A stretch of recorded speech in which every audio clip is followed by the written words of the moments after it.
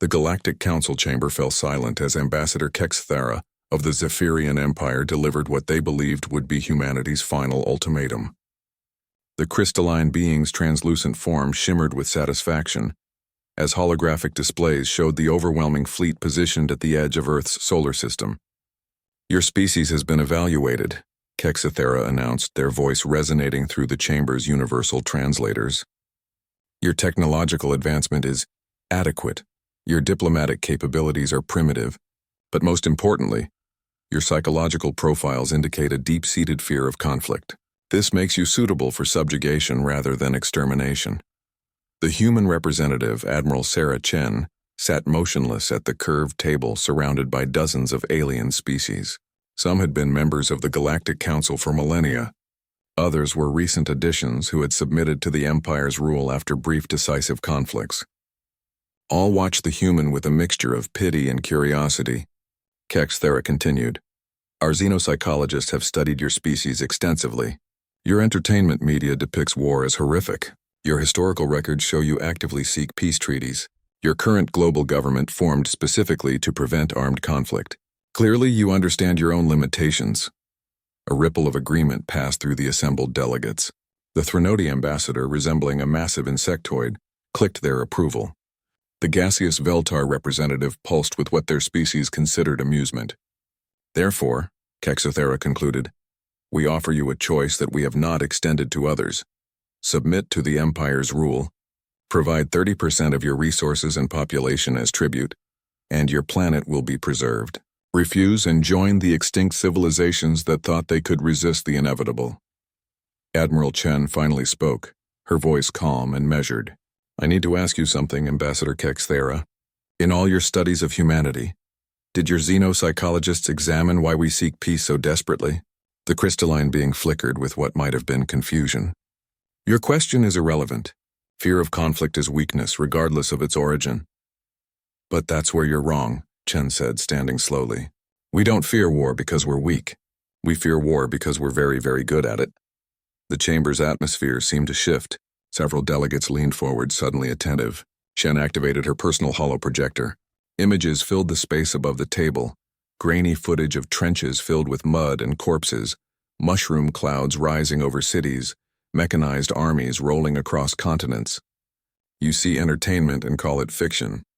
These are historical records. For most of our species' existence, we have been at war.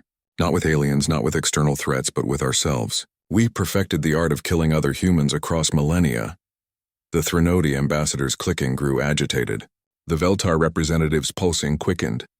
"Our first global government wasn't formed because we're naturally peaceful," Chen continued. "It was formed because we finally created weapons capable of rendering our entire planet uninhabitable. We achieved peace not through weakness, but through the terrifying realization of our own capacity for destruction." Kexthera's form dimmed. "Impossible. Our scans show no evidence of advanced military technology. Your orbital defenses are minimal. Your fleet consists of research vessels and commercial transports." Chen smiled, an expression that somehow seemed more predatory than peaceful in the chamber's artificial light. "That's because we learned something your empire hasn't. The greatest military victory is the war you never have to fight. But that doesn't mean we've forgotten how to fight. It means we've gotten better at it." She gestured and new images appeared. Hidden shipyards and asteroid fields. Weapons factories buried deep within planets. Sleeper ships launching toward distant systems decades ago.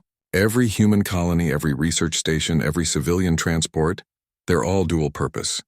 We've been preparing for this day since we first looked at the stars and wondered what else was out there. Not because we wanted war, but because we understood that peace is something you have to be strong enough to maintain. The chamber erupted in nervous chatter as delegates recognized implications they had missed.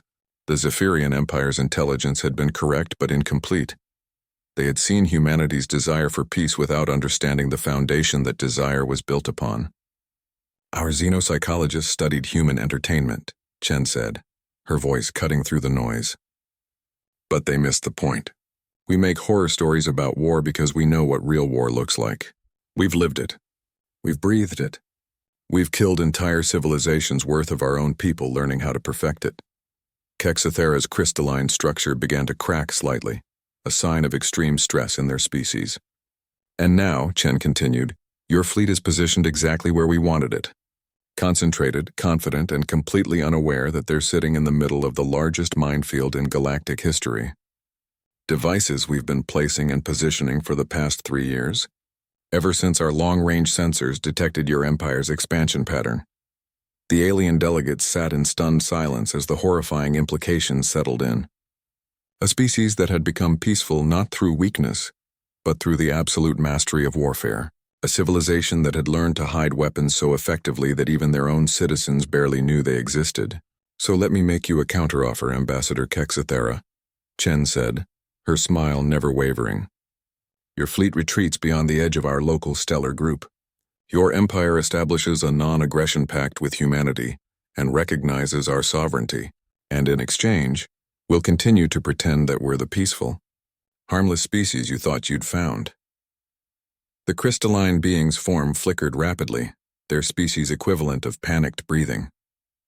Otherwise, Chen concluded, you'll discover what the rest of the galaxy clearly hasn't realized yet. We don't fear war because it might come to us. We fear war because of what we become when we stop holding ourselves back.